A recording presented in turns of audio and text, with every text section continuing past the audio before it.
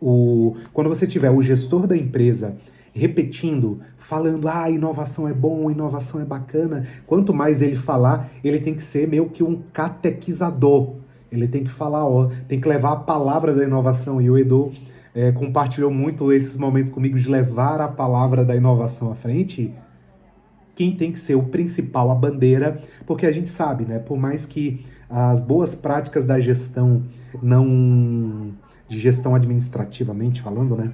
Elas não apontam como sendo favorável centralizar em uma figura todo o peso da empresa, mas a gente sabe que um gestor principal, a voz dele é ouvida com mais atenção pelos outros. Então, se essa pessoa for vista participando, for visto interagindo com o tema inovação, é efeito cascata. Todo o resto vai achar interessante. Como eu falei, não. As pessoas abaixo vão falar assim, cara, que legal, vou dar atenção a isso. Então, por isso que é extremamente importante gastar tempo inicialmente com o principal gestor, tá? Um ponto sobre KPIs, né, que foi mencionado, como é que eu vou medir? Porque inovação, uma das coisas mais complexas é você conseguir mensurar quando se fala em cultura. Porque quando a gente fala de eficiência, linha de produção, Lean, isso é fácil, cara, eficiência. Se eu gastava 10 para produzir uma caneta e hoje eu gasto 8, estou sendo mais eficiente. Simples assim. Existem formas mais complexas e mais elaboradas de se medir inovação, mas para começar do zero, né, a gente não precisa estar querendo e abraçar o mundo todo no primeiro momento. Comece dos primeiros passos, como eu mencionei. Avalie a questão de custo de produção, de tempo, porque, e é mais ou menos esse exemplo que eu acabei de dar da caneta, tá? Mas se uma pessoa gastava tanto tempo para produzir algo, hoje ela gasta menos tempo, você está sendo mais eficiente, você está alocando aquele tempo que passou a ser ocioso em outras atividades. Então, os primeiros indicadores que eu sugiro que sejam levados, né, que sejam associados à inovação, são KPIs, né, são indicadores de custo de produção e de tempo. Com o tempo passando, né, com o programa de inovação ficando mais maduro, ficando mais robusto, aí você já pode partir para engajamento de pessoas em novas ideias. Tem até um dos pontos que vocês colocaram ali, de como os colaboradores participarem. Cara, tu pode mensurar isso, a quantidade de ideias de colaboradores que foram colocadas em prática e que geraram resultado.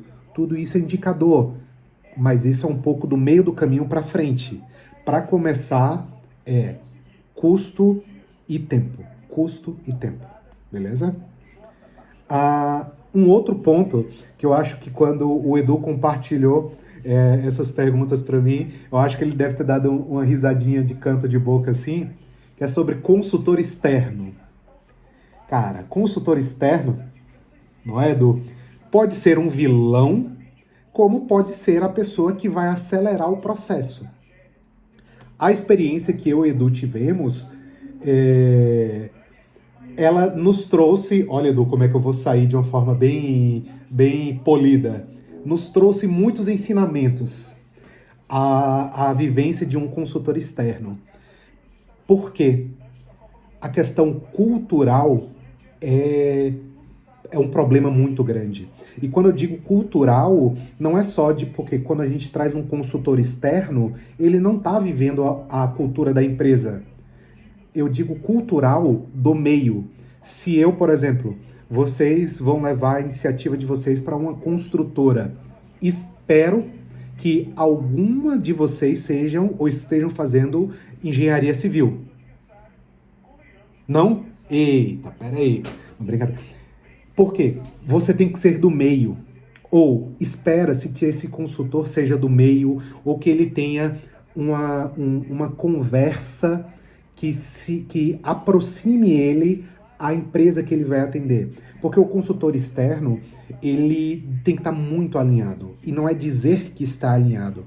Porque, por exemplo, não adianta eu trazer para o oeste de Santa Catarina um consultor de São Paulo que atende outro segmento de empresa para atender a minha realidade de uma cooperativa em que o principal gestor dessa cooperativa é um colono. Cara, eles não vão se falar, sabe? Então, assim, por mais que o consultor seja um profissional experimentado, que ele conheça, que ele saiba sobre o que ele tá falando, mas, cara, como é que um cara de São Paulo, Ruth, sabe, quase que um Faria Limer que a gente vê na internet, vai falar com um colono que fala nós vai, nós fumo, nós fica? Pô, peraí, não é? Então, esse desafio é um desafio que tem que ser muito bem alinhado quando você busca uma consultoria externa, é que o idioma seja o mesmo, sabe? A conversa tem que ser de igual para igual. Então, isso é extremamente importante, de se ter um cuidado.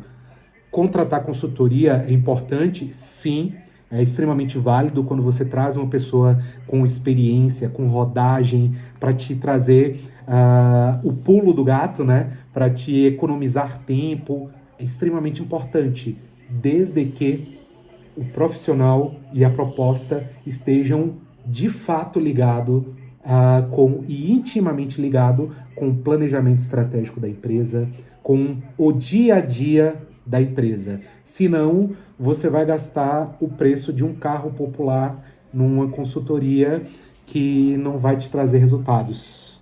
E paro aqui, não é, Edu? Não posso ficar falando muito porque senão a gente vai...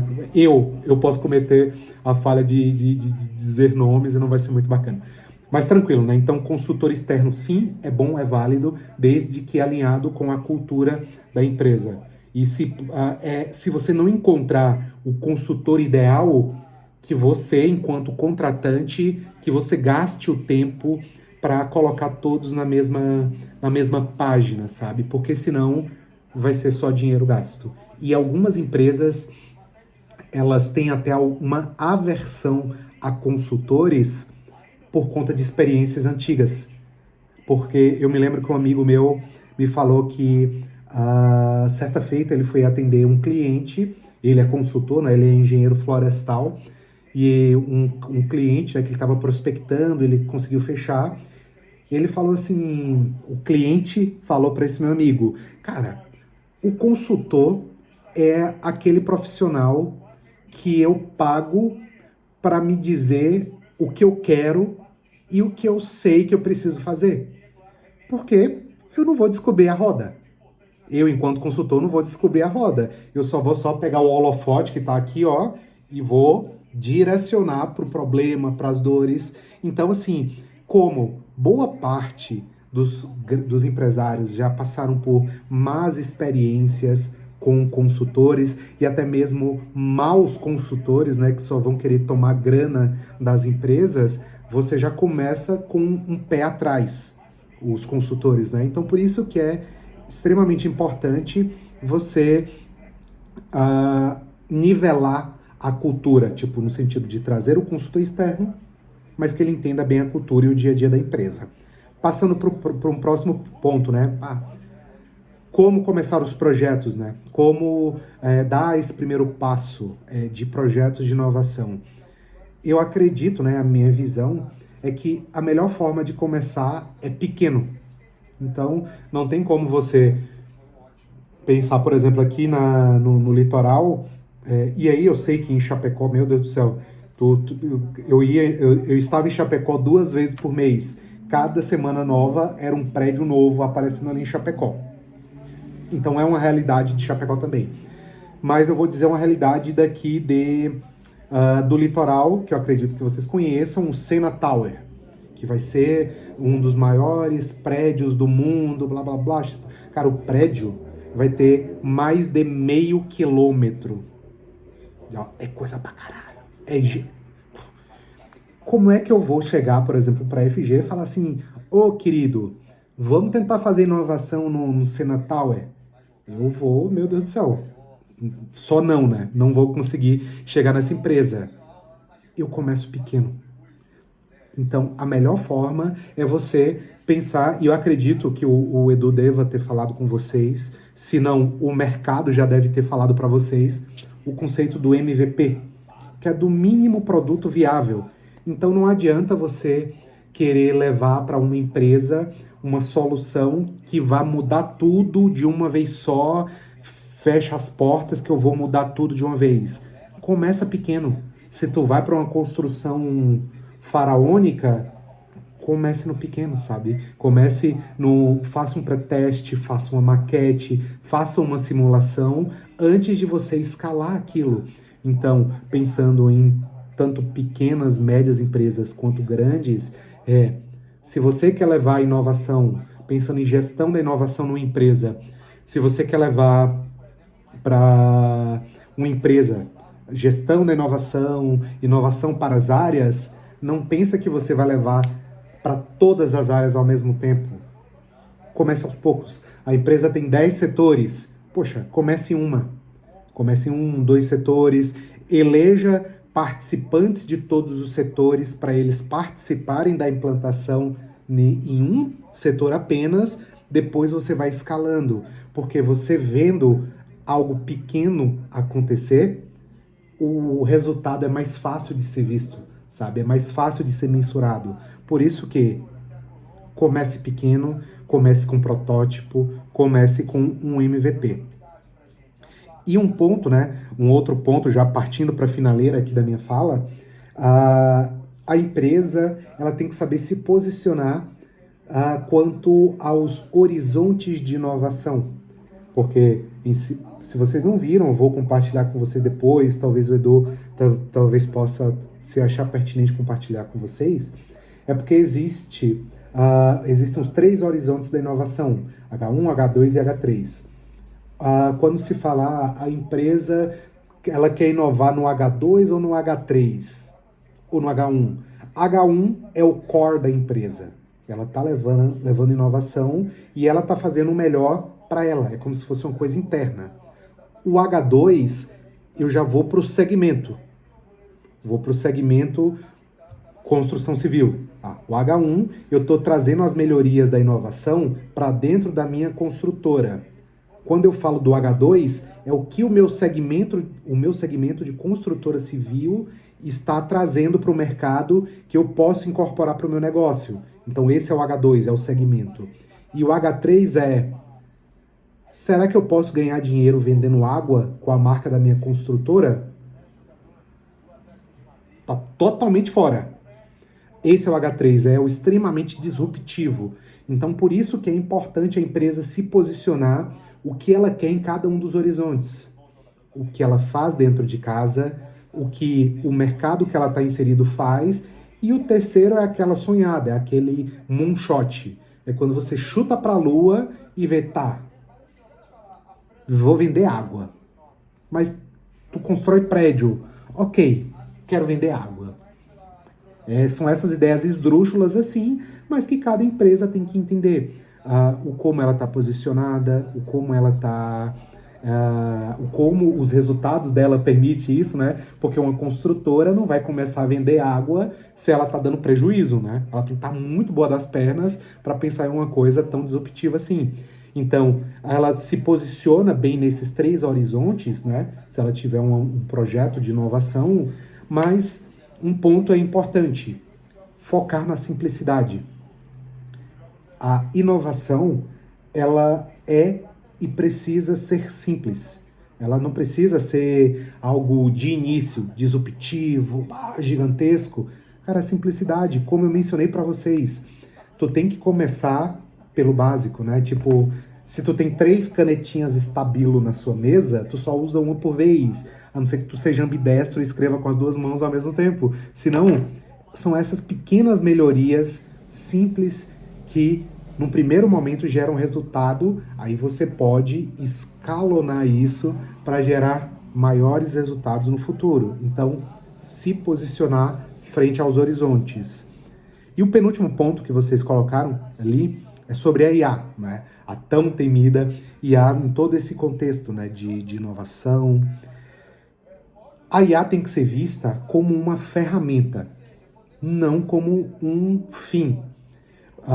Você não deve pensar em inovação em, eu vou levar inovação para o meu projeto se eu fizer a pesquisa no chat GPT. Calma lá. A inovação, como eu mencionei, ela precisa ser fim. Não, perdão, não pode ser fim. Ela tem que ser processo, ela tem que ser ferramenta.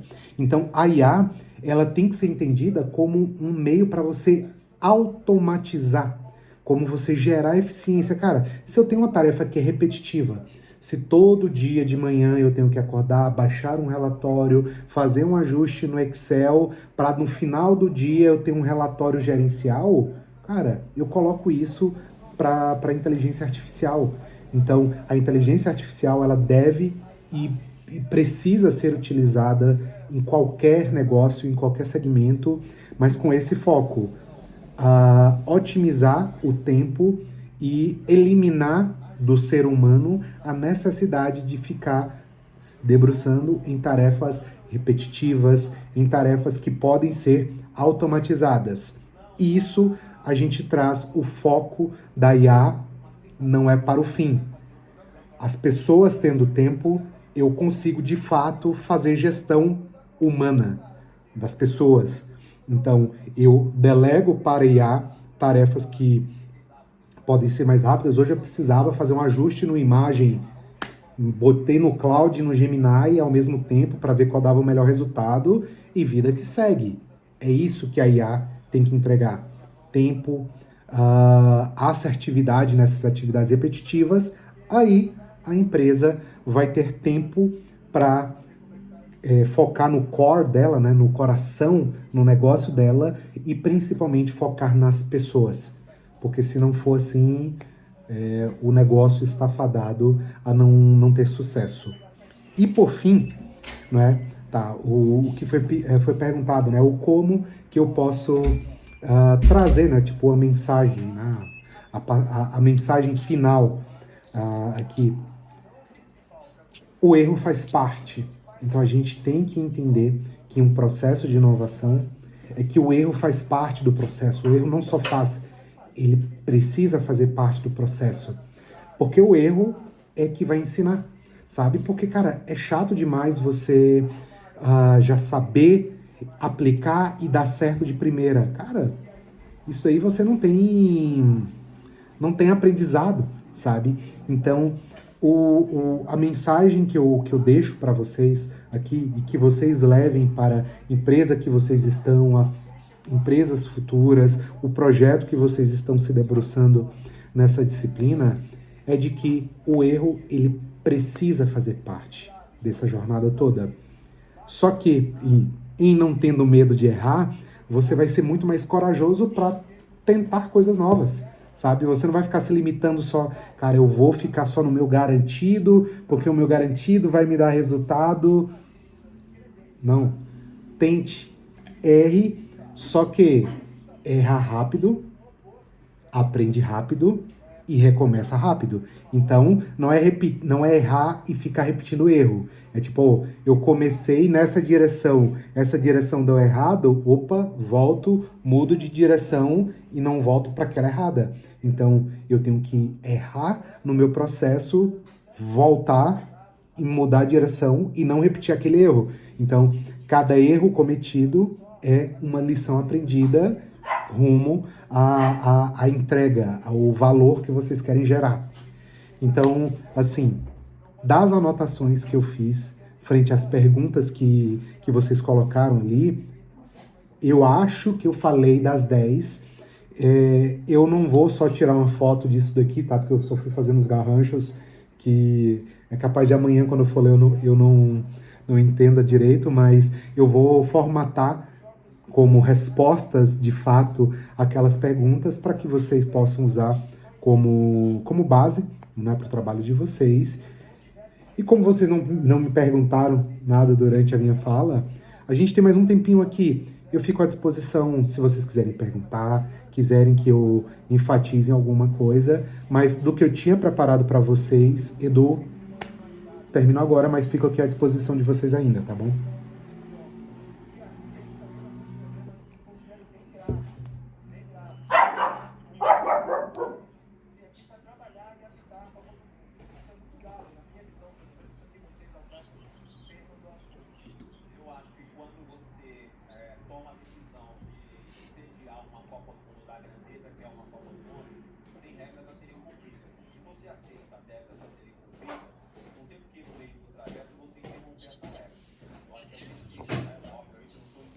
Tô sim.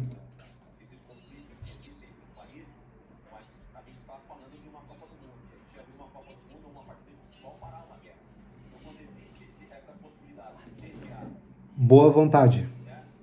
Boa vontade das pessoas quererem ouvir, porque inovação ainda é visto como supérfluo.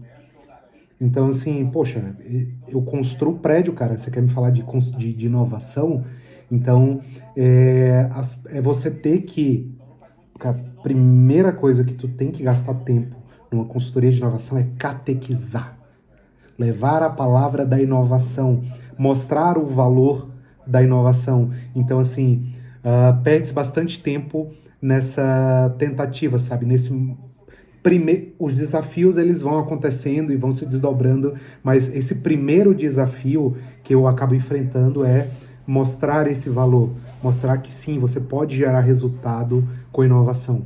Então, essa catequização inicial, ela independe de qual segmento, tá? Eu posso falar com empresa de tecnologia ou empresa agro, né, que seriam tipo extremos de algo mais tradicional e algo mais disruptivo. É você levar esse valor e você romper essa primeira barreira, tá?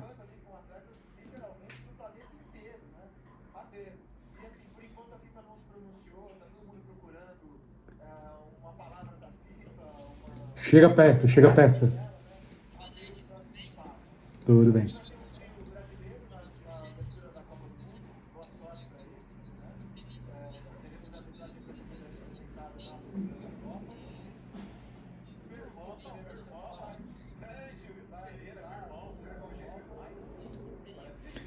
As pessoas, elas precisam estar engajadas, elas precisam participar e sim, sim, perdão, qual o seu nome? Thalia? Ih, tô bem de ouvido aqui. Thalia, o Edu vai se lembrar de quando eu ia para eventos, enquanto a gente trabalhava junto, a primeira coisa que eu fazia do evento, eu pegava um monte de prêmio, né? Tipo de brinde, aquelas bolinhas de ficar apertando, descanso de celular e tal.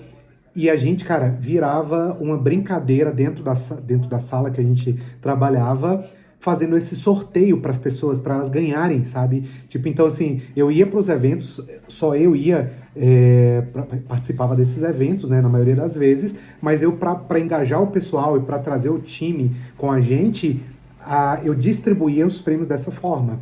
Mas pensando nessas premiações, Thalia, sim, mas desde que seja algo ah, organizado. Porque até para esses brindes que eu levava, eu tinha que arrumar algum jeito de justificar o porquê. O Edu ganhou um mouse e a Thalia ganhou uma caneta. Você tem que ter o embasamento. Então, assim, se você quer, por exemplo, programa de ideias. É uma coisa básica que você vai trazer para a empresa. Então, você pode premiar o funcionário, o colaborador que deu mais ideias, independente do resultado da ideia. Se a ideia gerou resultado financeiro ou não. Se o funcionário deu 10 ideias no mês, porra, dá um brinde para ele, mas desde que seja tudo combinado, tá? Não apareça da noite pro dia e dê um brinde, um prêmio pro Edu, porque como é que tu vai justificar para todos os outros, sabe? Então, sim, Thalia, faz muito sentido, desde que seja claro com todo mundo, desde o início, para que você incentive o pessoal a participar. Num primeiro momento, vai ser fervo. Todo mundo quer participar porque quer ganhar, porque quer ganhar. Você não pode desvirtuar. O pessoal tem que participar, tem que engajar pela essência do projeto e não para ganhar o prêmio. Mas sim, faz muito sentido e pode parecer bobeira, cara, como eu falei, vai ganhar uma caneta. O povo, as pessoas, elas tendem a se engajar mais. Então, para acabar, tá ali aqui a minha resposta, sim, desde que seja estruturado, organizado e, claro, com todos que estão participando, tá bom? Por nada.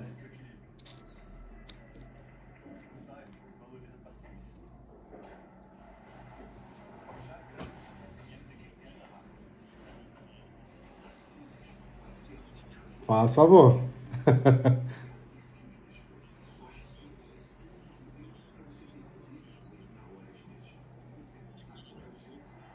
Que é isso, cara.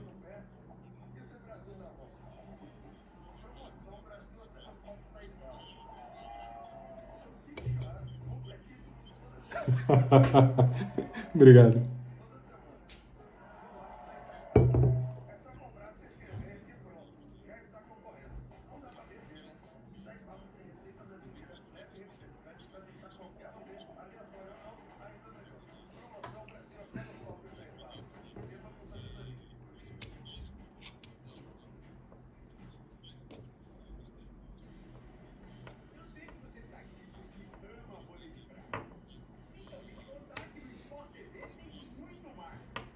Sim.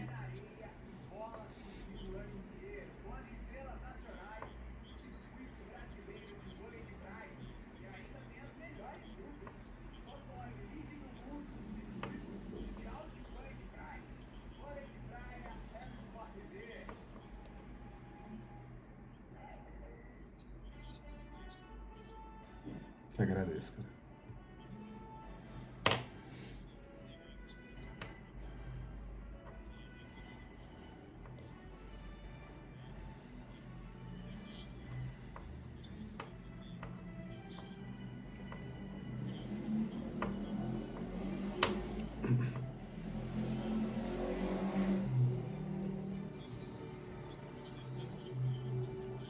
Sim.